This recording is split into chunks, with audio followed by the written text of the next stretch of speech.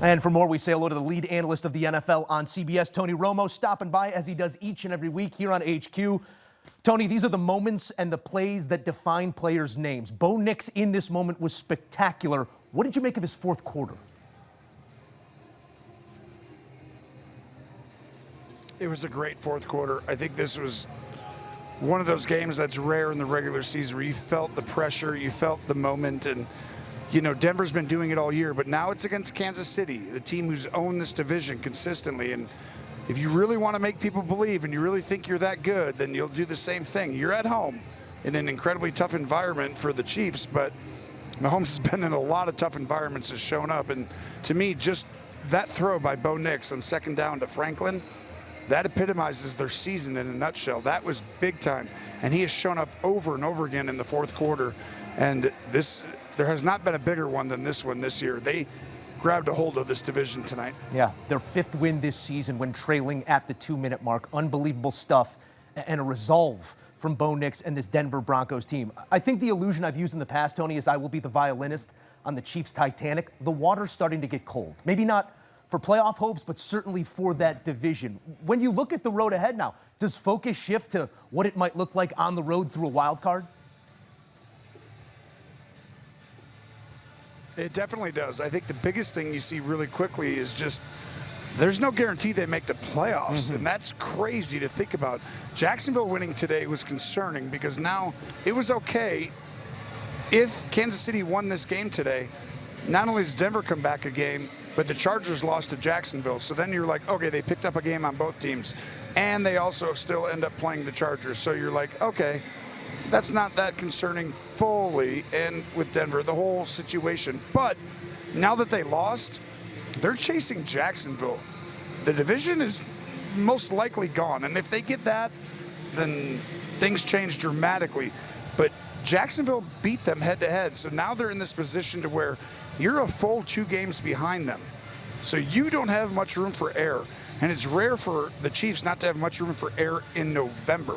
I mean, this next game against Indy becomes huge, to say the least. 2 games back of 7, as you said, a 9-year division streak squarely in jeopardy, and the Indianapolis Colts straight ahead. That vaunted rushing attack is what they look at next in Kansas City. The stat, and so many of them, point to a different Kansas City team this year, but 0-5 in one-score games this season, Tony. What does that tell you about this group that had won 17 consecutive prior to? I think they've been incredible in the past because it's been a complete team effort. Of course, we know Mahomes is incredible. He does as good a job as anybody is getting his team out of trouble and figuring out ways to just win the game. And, you know, he's just always been that guy. But right now, he may not have all the things working perfectly around him. And this is what happens to championship teams. You just can't be that good for 10, 12 years. I mean, it's crazy. The Patriots had to restart. They went through the same phase and then re-changed the team with a bunch of new guys. Gronk wasn't there for the beginning era. Then that whole era comes on. And so I'm not saying we're seeing a changing of the guards. I'm just saying it's a lot tougher right now. They've played so many more games than other teams. They've been in so many pressure-packed situations. I think they brought it tonight. It was just Denver's really good at home, and they're a really good football team. And expect to see Kansas City at their best the next few weeks, though. Yeah, plenty still to sort, but this one had a playoff feel a mile high. Nobody does it like Tony, Jim, and Tracy. Thank you, Tony. 100%. Thank you. Appreciate it. Our team with the NFL on CBS bringing you another classic, this one with ripple effects across that division and in the conference. 5-5 with November waning. Kansas City now taking on teams like Jacksonville and others in that AFC wildcard picture. The road ahead for KC going to require their very best. The conversation continues from Denver. When we return, our guys weigh in on what went wrong for Kansas City and what continues to be right in Denver.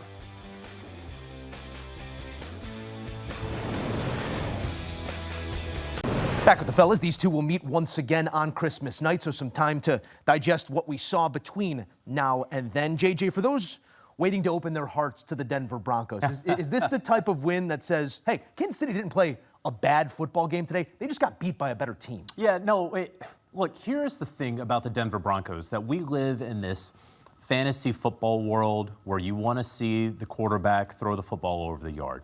We live in an NFL that has really continued to build itself upon the 25 to 30-year-old young quarterback face of the NFL. What you get with the Denver Broncos is old school football.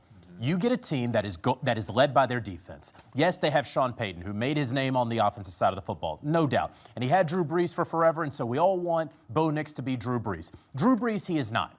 But when you need him to be Drew Brees in the fourth quarter to get you down into field goal range, more times than not this season, we have seen him do it. This Denver Broncos team is all about the defense. It is all about Vance Joseph, former head coach of the Broncos, who was able to swallow his pride, come back to Denver as the defensive coordinator, and be just one of the best in the world at his job, as we have known him to be. You know, all these openings happen and people talk about who should be the head coach somewhere. Why don't you want the guy who for consecutive years has led the Denver Broncos to a top 3 defense, who this year, in games that they have no business being in because the offense has been terrible for 3.5 quarters, the Denver Broncos are in those games holding guys like Jalen Hurts and like Patrick Mahomes to pedestrian days. Credit all to the Denver Broncos, but certainly credit to this defense. The defense is the reason why this team is who they are. Because Bo Nix is not playing like rookie year Bo Nix so far. The entire offense, in terms of the splash plays, they're not delivering like they did in 2024, but they're not missing the beat because of their defense. And oh, by the way, their defense has been dominant without Pat Surtain Jr. Defensive player of the year from a year ago. So when you talk about the depth they have, it's been felt. When you talk about the playmaking ability they have on the defensive side, it's been felt, and they've been doing that without their best defensive player also. So Vance Joseph has done a phenomenal job, and these are the games that we need to get accustomed to seeing with the Denver Broncos, winning in an ugly fashion, and they're okay in doing so. The only concern I have with the Denver guys, today they won the ball game, the running game, without J.K. Dobbins. That's a good point. They got to find a way to get R.J. Harvey going or get someone going that can kind of not necessarily fill the shoes. 59 yards as a team. As a team. It helps when you have a team that ran for 62 on the other side of the matchup, but that's not going to be the case coming down the stretch. Yeah, and J.K. has really, he was a bright spot for them, providing a sense of balance, even when the passing game wasn't there. So life without J.K. is going to be something they have to find a way to finagle to get the most out of. But today, their defense did what they're supposed to do, and they did that against Pat Mahomes. You know what I mean? So they can win a championship with this defense. I know a good deal of the advanced metrics do point towards a quarterback who's not operating at an elite level by any means. Not a Drew Brees level, as you alluded to, but 295, the throw he makes at the end of the game, timely football from Bo Nix once again. I want to talk about the nature of these wins, Pat, because it's 5 comeback wins, and they've all come in the last 7 games. That doesn't scream sustainability. How do you like the way they're going about business? You take a win over the Chiefs and the Eagles any way you can get it, but Giants and Jets, maybe that gives you a moment of pause? No, not really, because at the end of the day, a win is a win. And he was able to still win in that fashion against quality teams, like the Philadelphia Eagles. You know, just had a great comeback against, they was down 19 in the fourth quarter. The Giants came back against the Giants in the fourth quarter. So they have, I believe it is sustainable because they have played good teams and did it against those good teams. Yes, they put themselves in a hole against, you know, teams where they should not have been in a hole, but they still found ways to get out of them. I'm going to go back to Bo Nix real quick because, yeah, we're talking about, you know, he has not been at the top level, but we still got to realize he's a second-year quarterback. A lot of second-year quarterbacks don't have that same success that they had in year 1, but this is what I do love about Bo Nix. He makes the plays when he needs them. Like in the fourth quarter of this game, the second and 11, big-time throw down the field. The comeback against the Philadelphia Eagles, the drive that he was able to put together against the Giants a couple weeks ago. So I believe it is sustainable because what their defense is able to do as far as sacking the quarterback, taking the ball away, create short fields, and they can continue to win this way. And I got one more thing to say about the Chiefs. I'm concerned about the Chiefs because they still are not able to run the football. Yes, we know Patrick Mahomes is Patrick Mahomes, but he's also getting older. He can't be back there. Every time he's dropped back, he's running for his life, trying to find a receiver. So the Kansas City Chiefs are going to have to find a sustainable running game if they want to get themselves back in the playoff. And I think something to look at there, Mahomes' greatest success this season has come outside of the pocket rather than standing there and doing his thing. As for Nick's, his past success rate, 30th in the NFL coming into this game, the last quarterback to start a Super Bowl even with a success rate that low. Trent Dilfer? Peyton Manning in 2015. He had a fused. Couldn't throw the forward pass. That's not to throw shade at Bo Nix, but the Broncos once again. Brock Rottweiler in to throw the ball from midfield. It was a different time then. It's some time to be a Broncos fan right now. They're going to say, "Hey, that team win a Super Bowl? Look at our guy with its defense, and look what he is capable to do." Because on this day, he knocks off a Chiefs team that falls back to even 500, Mac, at 5-5. We were just talking about it with Tony Romo. You're thinking wild card squarely now, and you're starting to assess different calibers of teams. How do you feel about their chances of making the dance? Mean, if you're a Chiefs fan, before this game kicked off, you felt really, really good because of what happened in Jacksonville, with Jacksonville beating the Chargers. The window was open for you. Not to mention coming off a bye. Andy Reid has been one of the more prolific coaches in the history of the game in terms of winning fresh off a bye week. And then this happened. To Pat's point, they have no identity when it comes to running the football. I'm a bit surprised, and I'm still confused why they weren't buyers at the trade deadline to improve the backfield in terms of talent. They need to have a difference maker in the backfield. Kareem Hunt, he's a guy who can lean on defenders. But they don't have that guy who can, I understand Isaiah Pacheco, but in terms of just that difference maker, they don't have. And those are things that surface in a game like today. You talked about a significant stat, Joe. In one possession ball games. 0-5 this They're season. 0-5. One of the main reasons why they're not winning those said matchups, they don't have a closer. They can't close ball games. You know how you close ball games? Running the football. Running the football. So for them, they're in an unfamiliar spot when you look at the playoff picture because they're on the outside looking in.